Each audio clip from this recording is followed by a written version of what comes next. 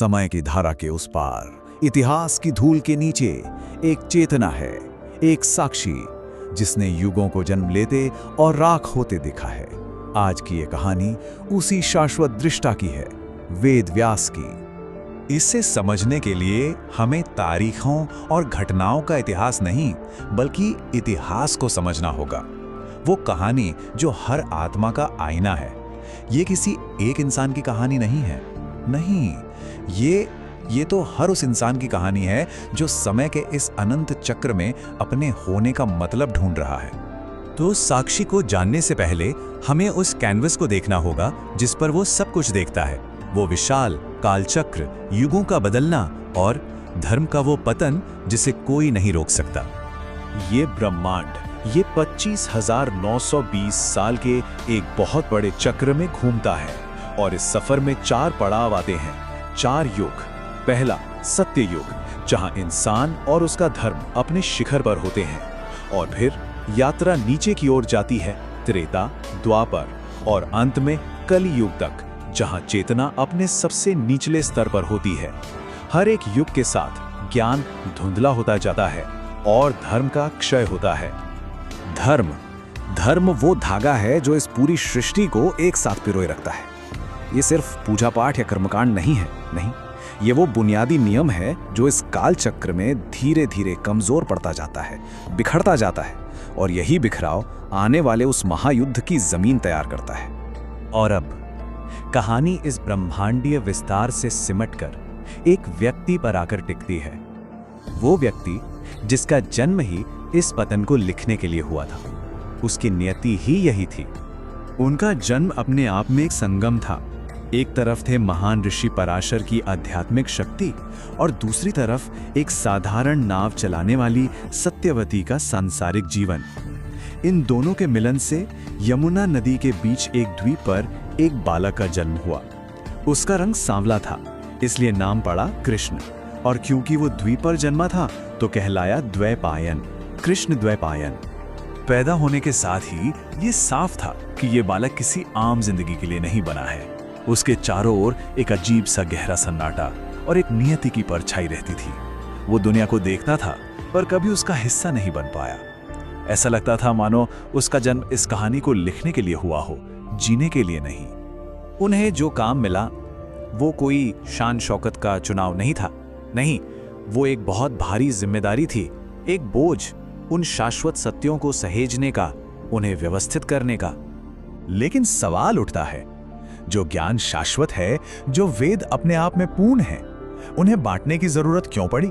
इस सवाल का जवाब आने वाले अंधेरे में छिपा है।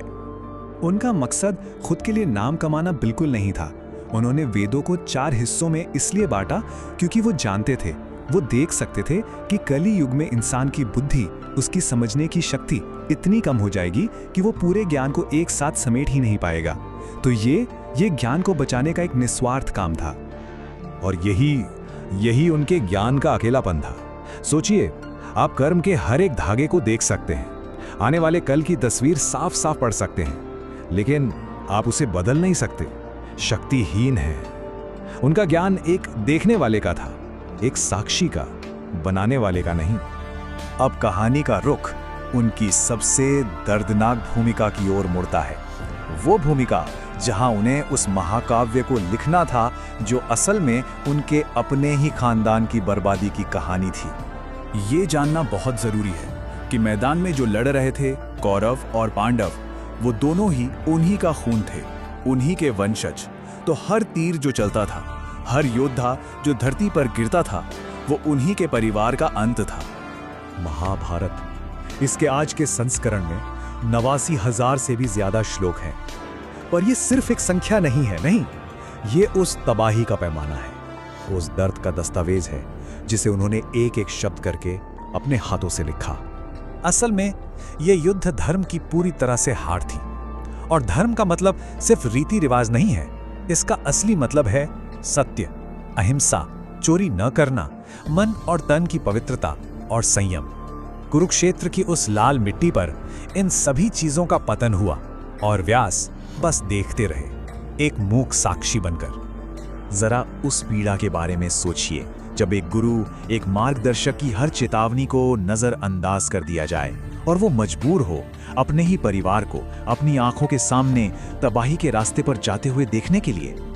युद्ध तो खत्म हो गया, मैदान शांत हो गया, लेकिन व्यास की कहानी नहीं, बल्कि यहीं से तो उनकी असली शाश्वत नियति की शुरुआत होती है।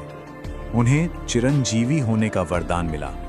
चिरंजीवी यानी जो हमेशा जीवित रहे, अमर, एक ऐसा जीवन जो इस कली युग के खत्म होने तक इसी धरती पर रहेगा। लेकिन क्या ये सच में एक वरदान था या एक अभिशाप? सोचिए, एक तरफ सारे युगों की यादें, पूरे समय का ज्ञान आपकी चेतना में हो, ये तो एक वरदान लगता है, पर दूसरी तरफ इंसान की उन्हीं गलतियों को बार बार सदियों तक दोहराते हुए देखना, धर्म को बार बार गिरते हुए देखना, ये किसी अनंत श्राप से कम नहीं।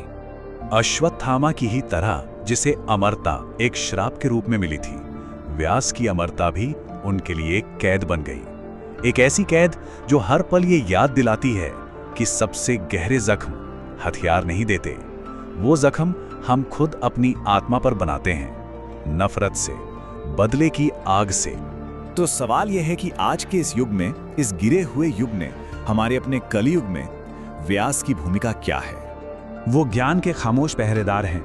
जब यह दुनिया वहम और अज्ञान के अंधेरे में पूरी तरह डूब जाती है, तब वो सच्चे ज्ञान की खोज करने वालों के सामने आते हैं। वो सत्य की याद को जिंदा रखते हैं, एक नई सुबह के इंतजार में, एक नए युग के इंतजार में।